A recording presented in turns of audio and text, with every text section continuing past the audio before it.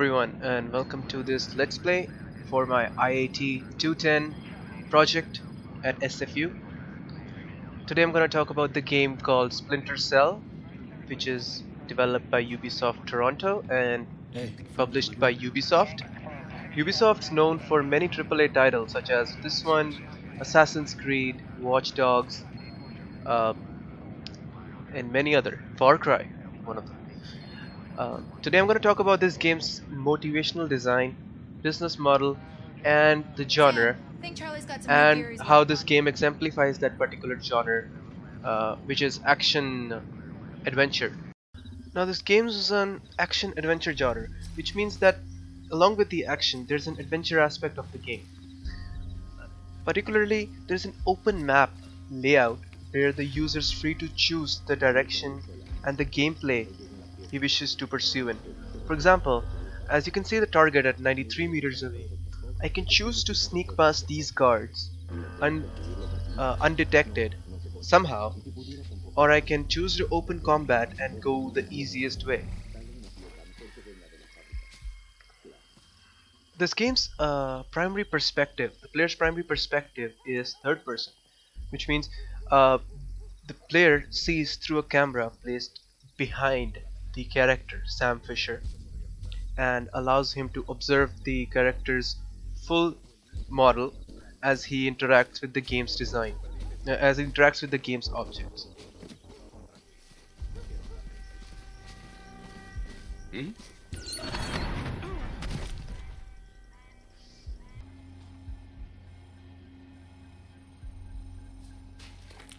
This game offers a custom gameplay for users, as the users are free to choose between.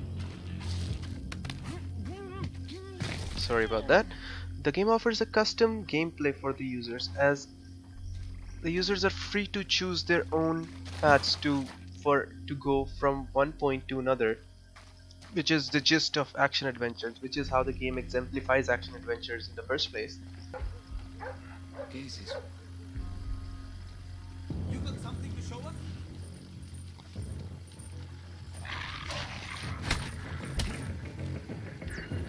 Demonios!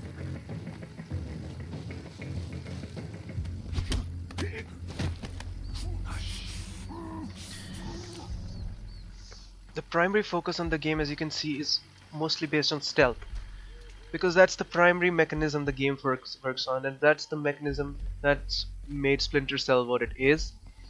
Um, and Splinter Cell enforces this stealth mechanism in a lot of ways. One of which is by giving the character a very low amount of health. That forces the user, that forces the player to try and find ways of sneaking up on opponents, or try and find ways around the opponent rather than trying to engage in If you open pass combat. Charlie through, we can funnel the video feed into the SMI. I can run facial recognition to locate Nuri. Got him, Sam. He's heading inside. Balcony door looks like a security soft So spot. this Confirmed. Few shadows might make for this easier helps access. as to the player. This also kind of motivational design, because this offers an extrinsic motivator for the player, because it allows him a better gameplay if he chooses to accept this method of this mechanism. It offers him a better gameplay in the sense it's less frustrating, You are go. and it's more enjoyable, because that's how the game was meant to be played. As you can see, I got to this red screen in just a few shots. Sorry for killing the dog. Oh, can't.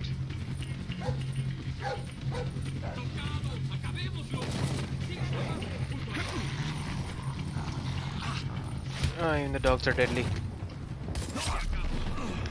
See, in a few shots, I'm pretty much dead. And so any open combat is not really engaged. And it also is exemplified by the difficulty level. So if you choose a harder difficulty level, it's easier for you to get killed using an open combat. So the harder the difficulty level you choose, the more stealthier you have to be. And that's kind of the gist of the game. The gist of the all of the Splinter Cell franchise, actually.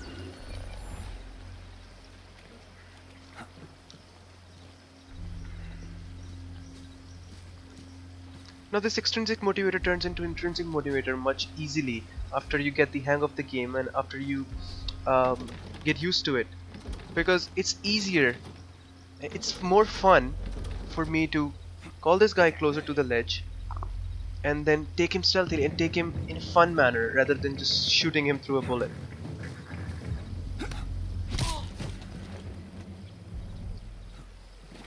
This gives the game its fun quotient. So this is also an example of how extrinsic motivators become intrinsic. Another way the game offers motivation to the player is by rewards. At the end of the mission, the player is given a summary of how well he did during his mission. Here, he's rewarded using 3 criteria. One is Ghost, in which he's rewarded by how much he unnoticed, how much he stayed unnoticed, how much he tried to sneak past without trying to kill or subdue any opponent. The another way he's rewarded is by using Panther. The criteria is rewarded is by Panther, which is how well did he creep up behind an opponent, and how well did he subdue it, and by not raising an alarm, basically. And the third and the last category is Assault. That, as the name says, is if you engage in open combat, you get rewarded using that points. The thing to note here is, even though the game is based on stealth, it also allows users to play the game as an assault-based game. Even if it's harder for the user, that's a different thing, but it's still an assault. You can still choose to play it as an assault-based game and get ranked in that regard. That extrinsic motivator also helps the player to replay the mission in hopes of getting a better score, or in hopes of playing it in a different way. So, for example, if I play this game right now, I'm quite stealthy in my approach. I would get a higher score in Ghost and Panther and get a lower score in Assault. But what if I wanna play the game again, but I want a more Assault style approach? That would make me get a higher score in Assault the next time, and that's also considered as an extrinsic motivator for the player to play the game again and again.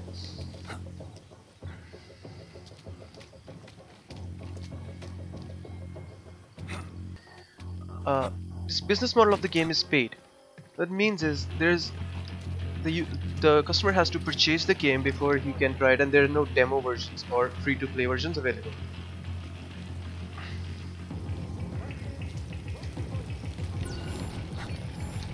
The player can download the game digitally through Steam, or he can download it via get a physical copy from any game store that he chooses to. The game was actually a very hit among the existing fan base of Splinter Cell. It's the 7th installment in the game, and it had a lot of downloads. Be careful, Sam. It still makes a bit of noise, and the EMP I rigged isn't gonna help. Don't worry, I'll take care of your baby.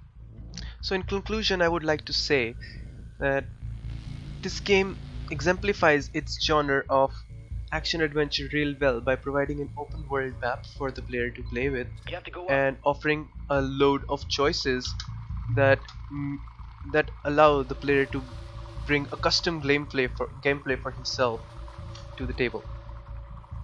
And its motivational design allows replaying of this game even again and again, because every time a player will play the game, it'll be something different, and it'll be something it'll always be different from when he played before. Okay, Sam, you're coming up on the breaker box. Thank you for watching this Let's Play.